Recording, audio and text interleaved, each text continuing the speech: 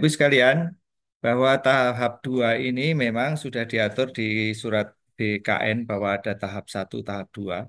Dulu yang kita perkirakan CPNS dan P3K memilih itu perkiraan kita bareng ternyata berbeda, P3K juga dipisah berbeda.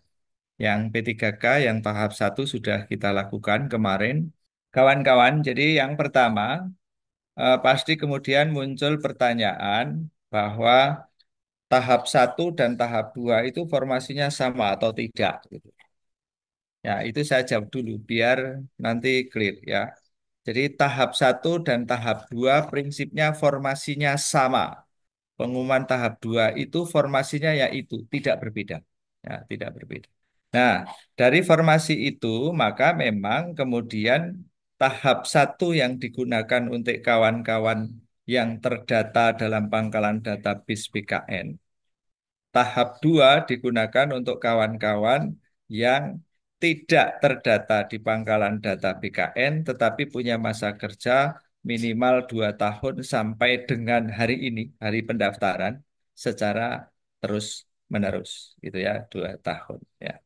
Oleh karena itu pintunya berbeda. Kemudian kemarin juga muncul Pak yang sudah daftar tahap 1 tidak diterima, kalau tidak lolos administrasi bisa nggak daftar tahap 2? Tidak bisa, ya, tidak bisa. Karena memang pintunya sudah berbeda. Bagaimana Pak kalau yang tahap 1 tidak daftar? Karena ada beberapa kawan yang tidak sesuai dengan passionnya sehingga tidak daftar di tahap 1. Ya sudah, kesempatannya sudah hilang untuk mendaftar. Karena tahap kedua hanya digunakan untuk kawan-kawan yang tidak tercantum dalam database BKN dan punya masa kerja lebih dari 2 tahun secara berturut-turut sampai dengan tanggal pendaftaran. Ya. Terus bagaimana Pak yang tidak yang kurang dari 2 tahun? Yang kurang dari 2 tahun otomatis sampai hari ini tidak bisa mendaftar. Saya katakan tidak bisa mendaftar sampai hari ini. Nggak tahu kalau besok pagi ada kebijakan lain ya yang muncul belakangan, nggak tahu gitu ya. Tuh, jadi itu alokasinya. Kemudian pengalaman kemarin yang paling penting. Saya katakan di sosialisasi kemarin harus lulus administrasi gitu ya. Kenapa kami menekankan untuk lulus administrasi? Karena kalau sudah lulus administrasi, yang bersangkutan punya hak untuk ikut tes kompetensi. Kenapa harus tes kompetensi walaupun tidak bisa masuk mengisi formasi? Karena ketentuan Menpan bahwa non-ASN yang mengikuti seluruh tahapan seleksi, maka dapat dipertimbangkan menjadi P3K paruh waktu. Ya.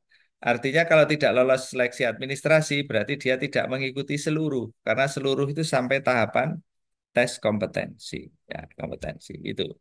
Jadi itu kenapa kemudian tahap kedua formasinya sama. Terus saya harus daftar mana Pak? Yang daftar sesuai dengan pendidikan, sesuai dengan formasi yang ada. Ya, jadi harus lulus seleksi administrasi untuk bisa masuk ke dapat dipertimbangkan menjadi P3K paruh waktu. Walaupun sampai hari ini P3 paruh waktu itu seperti apa ya, ya kami belum bisa jawab sampai hari ini belum ada petunjuk teknis yang jelas. Tapi yang jelas ASN itu hanya ada dua, yang satu PNS, yang satu P3K. Tidak ada nama lain. Tidak ada pegawai kontrak, tidak ada pegawai apapun. Namanya hanya ada dua itu. Nah, muncul P3K paruh waktu, itu bagian dari P3K. Ya, itu. Yang paling penting satu, formasinya apa ya? Formasinya sama dengan formasi kemarin. Kalau kawan-kawan ingin lihat, Pak, masih ada sisa formasi atau tidak yang tidak terisi di tahap 1? Ada. Bisa lihat pengumuman pasca sanggah kemarin.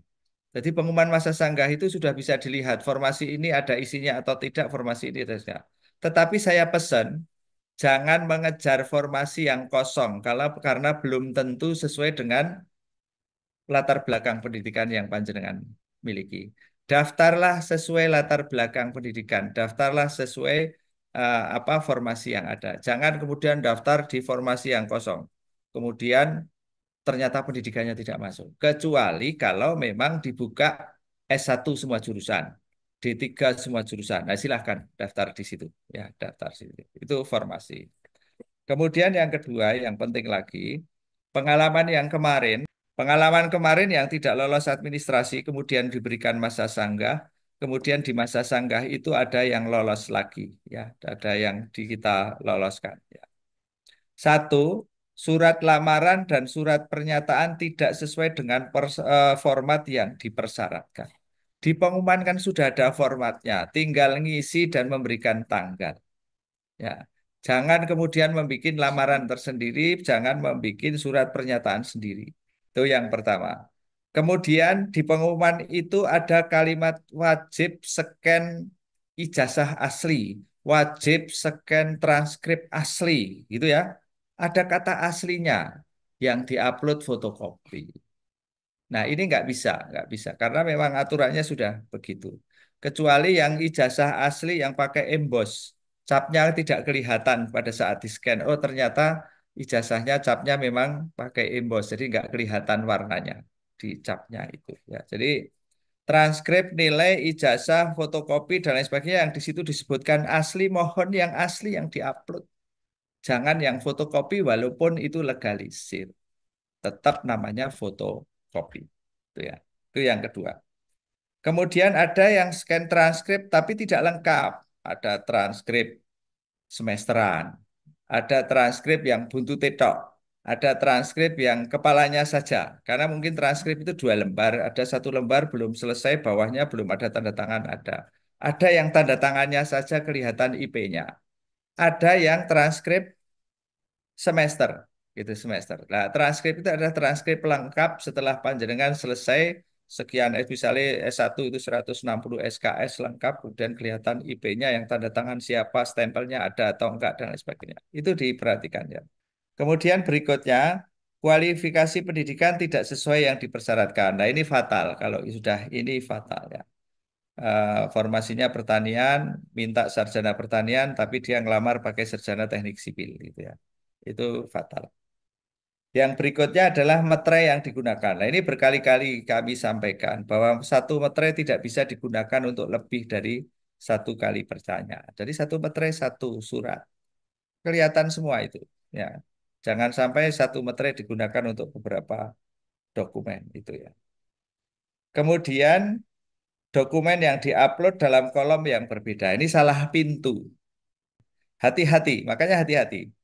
Kawan-kawan bekerja sama boleh, saling mengisi boleh, tapi pada saat ngupload teliti dulu sebelum diupload data panjenengan sendiri. Karena banyak sekali ini. Ada yang ngelamar di pemadam kebakaran, tapi dinasnya perdagangan koperasi dan UMKM. Nah, ini kan salah, salah, fatal, salah, fatal. Karena itu kurang edit saja. Itu jadi beberapa kesalahan yang pengalaman kemarin, sehingga saya tekankan sekali lagi yang berbeda adalah yang salah itu sebagian besar itu jangan diulangi di tahap kedua. Ya, tahap kedua. Kemudian apa yang berbeda tahap 1 dan tahap 2? Nggak ada yang berbeda. Nggak ada yang berbeda. Yang bedanya hanya database dan tidak, itu saja. Kalau guru ada guru non ASN di sekolah negeri yang terdaftar database Dapodik Kementerian Pendidikan, aktif mengajar paling sedikit 2 tahun atau 4 semester secara berturut-turut di instansi di mana tempat mengajar dia mendaftar. Itu bedanya, ya. Kemudian lulusan PPG, lulusan terdaftar dan pangkalan data lulusan PPG Kementerian Pendidikan dan Teknologi. Ya. Kemudian tenaga non ASN atau pegawai aktif bekerja instansi pemerintah Temanggung paling sedikit 2 tahun dalam jabatan pelaksana, jabatan fungsional, jenjang pemula, terampil dan ahli pertama paling sedikit 3 tahun. Nah, ini ada bedanya Pak, Bu. Ya, jadi kalau pelaksana itu 2 tahun, kalau kemudian eh, jabatan fungsional pemula, terampil, ahli pertama itu 2 tahun, yang 3 tahun adalah terus-menerus jabatan fungsional ahli muda. Ini ya, jadi nanti diperhatikan betul, dibaca betul pengumumannya itu. Pesan saya jangan sampai tidak lolos administrasi. Tidak lolos administrasi. Ya. Itu yang penting yang kedua. Kemudian biasanya muncul pertanyaan, Pak, ini formasinya kan sudah habis, sudah tidak ada. Pendidikan saya hanya bisa di formasi itu. Apakah saya harus daftar? Nah, terserah jenengan. Kalau panjenengan pengen dipertimbangkan di P3K paruh waktu, ya daftar. ikuti seluruh seleksi. Tapi kalau panjenengan tidak, ya nggak usah. Ya, nggak usah. Bagaimana kalau nggak usah atau diberhentikan? Tidak, kecuali jenengan mengundurkan diri. Pasti nanti akan diikat bekerja di pemerintah kabupaten dengan cara lain dalam tanda kutip. Bukan P3K, bukan P3K paruh waktu. Yang tidak daftar, yang daftar tapi tidak lolos, yang kurang dari 2 tahun, itu akan ditempuh bekerja di pemerintah kabupaten dengan cara lain dalam tanda kutip. Namanya bukan P3K, bukan P3K paruh waktu. Yang daftar lolos bisa masuk P3K, yang daftar mengikuti seluruh seleksi maka dipertimbangkan P3K paruh waktu. Yang daftar tidak lolos administrasi, yang tidak daftar, yang kurang dari 2 tahun itu yang dengan cara lain. Tuh. Kemudian terakhir saya sampaikan jadwal sebelum nanti disampaikan Mbak Mimin secara detail. Bapak Ibu sekalian, di pendaftaran itu kalau kemarin hanya 16 hari, tanggal 4 sampai tanggal 20 Oktober ya, yang tahap 1. Tahap 2 ini lama sekali ya. 17 November sampai 31 Desember. Jadi 1,5 bulan. 1,5 bulan. Waktunya panjang. Jangan sampai salah. Jangan tergesa-gesa. Ya. Kalau ragu-ragu silahkan saja datang ke BKPSDM untuk tanya. Waktu pendaftaran yang kemarin hanya 16 hari, sekarang 1,5 bulan. 17 November sampai dengan 31 Desember. Nah, dan seterusnya tahap seleksi administrasi sampai dengan bulan 3 Februari, 1,5 bulan juga Januari dan Desember setengah tahun, 2 minggu di Desember dan eh, sampai Februari. Tetapi kalau jenengan daftarnya 31 Desember, kami juga belum bisa melakukan verifikasi di 16 Desember. Nah, sampai di akhirnya melampaui batas waktu ketentuan undang-undang usulan penetapan NIP 3K itu sampai dengan 31 Juli 2025. Ya. Itu dari sisi waktu dan yang penting-penting sudah saya sampaikan. Terakhir saya sampaikan upayakan untuk tetap lolos di administrasi karena kalau sudah lolos administrasi panjenengan punya hak untuk mengikuti seleksi kompetensi. Kalau sudah ikut seleksi kompetensi walaupun tidak lulus, tidak bisa ngisi formasi, maka panjenengan diperhitungkan atau dipertimbangkan menjadi P3K paruh waktu.